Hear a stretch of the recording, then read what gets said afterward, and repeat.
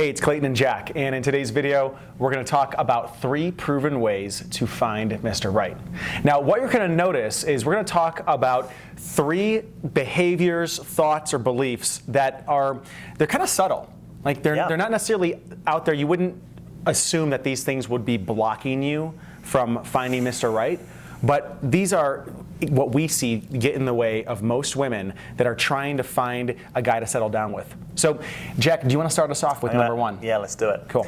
So the first problem is having too high standards. Although this is what you're narrating to yourself. So you're saying, yeah, no guy meets my standards, right? I've got my checklist, and I'm just not meeting the guys that meet the checklist. And this isn't to tell you to lower your standards, but this is really to reframe your attention to an issue that's often beneath this, which is that you're actually not willing to open your heart. Right? The part of you that has these standards and judgments isn't necessarily the most open and authentic and intimate expression of your heart. Right? Said differently, you're going around judging men, and of course if you're judging men, you're never going to feel that loving towards them. And in order for a guy to want to connect with you more deeply, at some level he's got to feel your love, right? Or at least the possibility of that. So the way to navigate this differently is to be what we call being claimable, right? And being claimable means that you are in your heart. It means that you're in your feminine vulnerability, that you're willing to open and be vulnerable and trust a man, rather than unconsciously, when you say you have too high standards, you're actually pushing a man away, right? You're actually in a stance of rejection towards that man. You can look at someone and say, yeah, this is not someone I exactly want to be with, but you don't actually have to reject them. Like when you're good in yourself and you have enough self-love, you don't actually need to go around rejecting anyone. You're just clear about the things that you do and don't want. I love that. Yeah, and I said this before in a different video, and I think it's worth repeating for this point, is that perhaps the standard of measurement of whether a guy is worthy of being in a relationship, what if we switched it from a checklist of who the person is to it being, I wonder what this man is available in terms of a connection that we can create together. Yes. Right? Having that at the top of the totem pole as being what determines whether or not you stay open and curious about what the two of you can create. Yes, I love that. Yeah, almost just to build on that. It's like rather than the question being, does this guy meet my standards? It's actually like, how much can I love him? How much can we connect? How do I feel around him? Yeah, beautiful. It's a very different vector of reality. Yeah, it's a different stance and way of looking at relationship and dating. Yes, because ultimately, if your heart's really open, you can kind of fall in love with anyone. That doesn't necessarily mean you want to be with them. Right. But there's that kind of like, wow, I see you, I get you, I see your humanness. That's the stance that we want you to have in life, because then all of your life love can flow through, whether you're in a relationship or not. And you want that, right? Yeah, beautiful. All right, the second point is this statement, this hidden statement, and you may be able to identify it. It's, I'll leave you before you leave me. And how this shows up is not really being fully vulnerable, fully open in the relationship, where the pain of being broken up with, the pain of being rejected is so much so that it's almost like you've got this adverse reaction to the idea of being broken up with or being rejected. So you're preemptively breaking up or rejecting people first. Right? So you're looking for reasons why they're not good enough. You're almost taking like this stance while you're dating with a guy, whether it's actually prove it. Physically, or just mentally, right? It's almost like metaphorically speaking, you're holding yourself this way.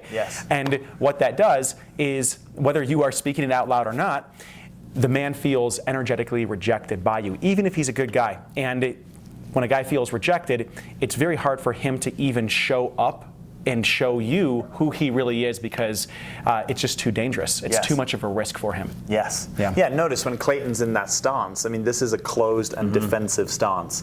Right? And a lot of what we're teaching is around how can you open. Right? Because the guy that you want to be with is the guy that you can open to. But if you notice that you've got blocks to opening, then you've got blocks to being with Mr. Right. Make sense? So that's number 3. 3 and finally. So the third problem that women run into when they're trying to find Mr. Right is that they're keeping other guys in their life who they have a more than friendship connection with. So a more than friendship connection could be that, you know, occasionally we're romantic, right? Maybe we're kind of friends with benefits. It could be that even if you've never been explicitly romantic or physical with a guy that you know at some level that he is into you, that maybe he's even in love with you, or that at some level he has an interest in dating you.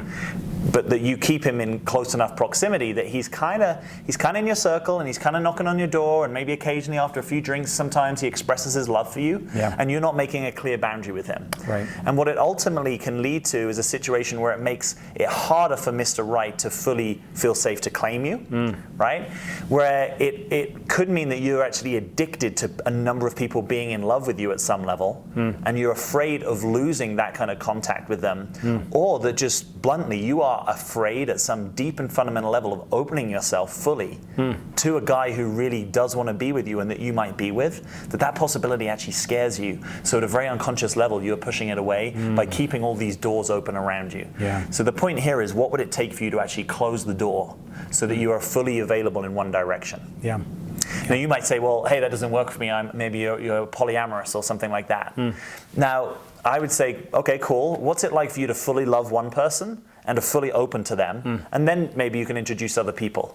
But I don't think you'll ever know what that possibility is like if you're always keeping these doors. Yeah, definitely. And just there's a slight variation that I have on this is another way of saying it, which might not necessarily be guys that you are not interested in, that you are allowing in your life. It could be that you are also actually settling for scraps with a guy that you want to commit to you, but he's not willing to go all in. But you continue to see him over and over again, and you continue to allow him to dictate the quality of the relationship when in your heart you want more, but you don't actually think that you can actually step up and get it, or that maybe you don't feel worthy of getting it, or maybe you feel like it's just not possible out there and this is the best that you can get, so you settle. And again, the question is what would it take for you to actually close that door? And sometimes, I would say all the time actually, just even making that declaration to close the door can be one of the scariest things you might do, but it's also a declaration to yourself. It's a declaration to your identity that you are worth it. And in that moment of that decision, your value skyrockets. It's almost like it might be some short-term pain for some long-term gain, right? Like closing people out of your life can be really painful. And that doesn't mean to say that you can't be friendly with them, but you're getting very clear energetically this is not the direction of the love relationship. And sometimes that offers the guy an opportunity to say, actually, you know what, I'm just used to having Cindy around and not really treating her like she could be my partner. Now that she's not in my life, I realize that's what I want. And there's plenty of guys out there that have committed to a woman when the woman's not pushed them away, but just has been really clear, like, I want something more with you, but if something more isn't possible, I'm not going to hang around forever and a day imagining that something is. Right? That's easier for a guy to align with that. As you hear us talking about these things, you might be wondering, okay, well, this sounds great, and how do I do it?